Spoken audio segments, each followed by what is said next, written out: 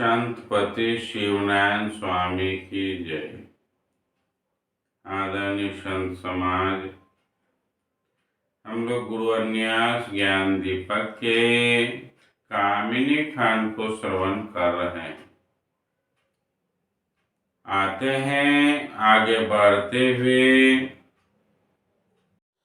16वें भाग की ओर, और यह अंतिम भाग होगा जिसमें कामिनी खंड समाप्त हो जाएगा।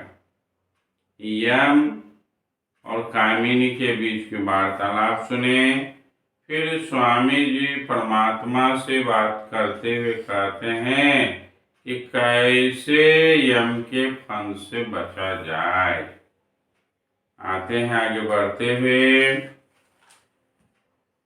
दोहा में कहा है 26वां दोहा, तो ही स्वामी जग बंदन कहूँ तो ही, यही के त्रास चित बहुत भौं, कही समझावहु मोही। हे स्वामी, संसार में सभी आपकी वंदना करते हैं, मैं भी आपको जगवंदन कहता हूँ। आपसे बार बार प्रार्थना करता हूँ कि यम के त्रास से कैसे बचा जाए। मेरे दिल में यम का बहुत भय समा गया है, डर समा गया है, उसके कार्यकलाप से मैं भयभीत हूँ। कृपा कर आप भय का निदान बतावें। चौपाई में कहते हैं, जो पूछहूँ शिव नारायण मोहि, एक एक अर्थ सुनावहूँ तोई। यही संसार यम की वासा, घर सब जानिक लेत निवासा।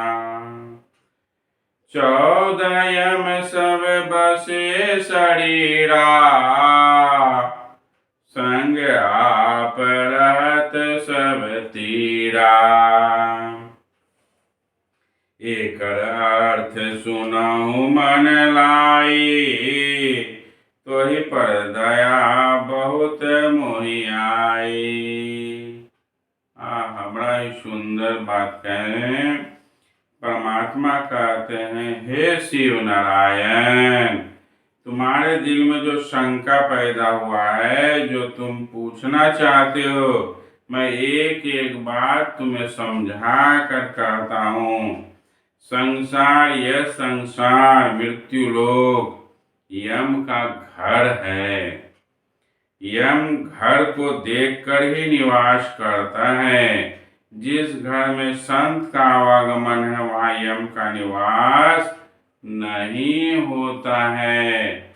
इसलिए घरों में संतों को बुलाकर कभी कभी सत्संग, भजन और उसका सेवा सत्कार करना चाहिए। हर प्राणी में भी यम कुरूतियों के रूप में वास करता है। यम ही तरह तरह की बुराइयां प्राणी में ला देता है। ज्ञानी जन की इस बात को ठीक से समझते हैं और बचने का उपाय करते हैं। तुम पर मुझे बड़ी दया आ गई है, मैं इस विषय में ठीक से समझाकर बताता हूँ। तुम इस बात को, यम के बात को ठीक से सुनो। अब इसके बाद स्वामी जी यम के बारे में बताते हैं। ये कामिनी खंड समाप्त हो गया। इसके बाद आगे यम खंड चलेगा। हम लोगों ने कामिनी खंड में देखा कि किस तरह से कामिनी भव सागर के किनारे पहुंचती है और फिर भव सागर में यम और कामिनी के बीच वार्तालाप होता है। अर्थात जीव जब अपने कर्मों को करते हुए आगे बढ़ता है तो भव सागर के किनारे यम बैठकर उस जीव का हिसाब किताब लेता है, और अगर वह पाप पुण्य को छोड़कर पहुंचता है तो उसे भव सागर पार करने की अनुभूति मिल जाती है।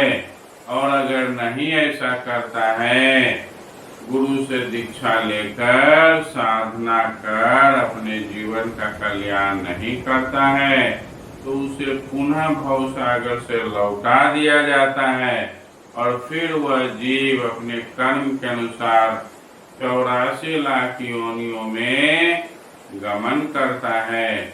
और फिर वह मनुष्य बनेगा कि नहीं बनेगा, कब बनेगा, इसका कोई हिसाब किताब लेखा जोखा नहीं है। आदरणीय संत समाज, जब तक सदगुरु का शरण नहीं मिलेगा, संतों का शरण नहीं मिलेगा, विवेक उत्पन्न नहीं होगा। सदगुरु तो इसीलिए आते ही हैं। कबीर साहब ने कहा, गिरि पर्वत के रमाचरी भव सागर आया हो, कहत कबीर धर्मदास से यम बंसी लगाया हो। बड़े सुंदर शब्दों में कहे हैं इन्हीं बातों को कि ये जीव बहुत ही ऊंचाई का चीज है। भवसागर में आकर ये धीरे धीरे नीचे की तरफ जा रहा है, निम्न जोनियों में कर्म के अनुसार जा रहा है और फंसता चला जाता है, यम के जाल में चक्र में उलझता चला जाता है। जब कोई सदगुरु मिल जाते हैं, कहते ठहरो, यम तुम्हें ग्रास कर रहा है, लौटो, और फिर वह साधना देते हैं, उपाय बताते हैं और फिर लौटने का तरीका देते हैं और उसका निज नाम देते हैं। कहते हैं इसको पकड़ो और फिर अपने को समझने का प्रयास करो। तब वह जीव अगर गुरु की सदगुरु की बताए रास्ते पर चलते रहते हैं तो एक दिन उसे समझ में आ जाता है कि यम हमें उलझा कर रखा है और इसी उलझन के कारण हम अपने निज देश को नहीं जा पा रहे हैं। आदरणीय संत समाज, तो यह यम के चक्र से कैसे बचें, इसके लिए पहले यम को जानना होगा ठीक से। स्वामी जी की पुस्तकों में स्वामी जी ने 14 यम का वर्णन किए हैं और वह कैसा होता है, इस विषय पर हम लोग अगले वीडियो में चर्चा करेंगे। और बहुत ही सुंदर वर्णन है और जानना ही चाहिए साधक को, और तभी यम के फंद से छूटने का प्रयास करना चाहिए। तब फिर सारा क्रियाकलाप यम के फंद से ज्ञान द्वारा, बुद्धि द्वारा और फिर सदगुरु की कृपा द्वारा, सदगुरु के बताए साधना के द्वारा फंद से छूट करके हम अपना कल्याण कर सकते हैं। आदरणीय संत समाज, बड़ा ही सुंदर वर्णन इस पुस्तक में है। जो अनुभवी हैं धीरे धीरे अपना काम कर रहे हैं। आप सभी इस ज्ञान को ज्यादा से ज्यादा फैलाने के लिए चैनल को जरूर सब्सक्राइब करें, उसके बेल आइकन को टच करें, जिससे नया नया चीज आपके बीच आता रहे और फिर मत पंथ का भी सही प्रचार प्रसार हो सके।